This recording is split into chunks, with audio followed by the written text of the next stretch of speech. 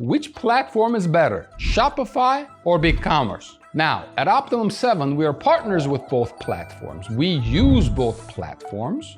We have our own e-commerce stores on both platforms. So, this is not a matter of better or worse. There are different pros and cons on both platforms. But the main differences are as follows. Shopify has a better app infrastructure, meaning they have more functionalities, more apps that you can go and install on your website. BigCommerce's API is a little bit more robust than Shopify. BigCommerce manages millions of SKUs, millions of products, a little better than Shopify. Shopify has its own payment solution, which is ShopPay. BigCommerce does not have its own payment solution, but you can integrate with 100 different payment providers. Majority of the third-party systems like SearchSpring, Klaviyo, Clevo, Attentive, they integrate with both platforms. In our opinion, both platforms are very robust, and both platforms can take you from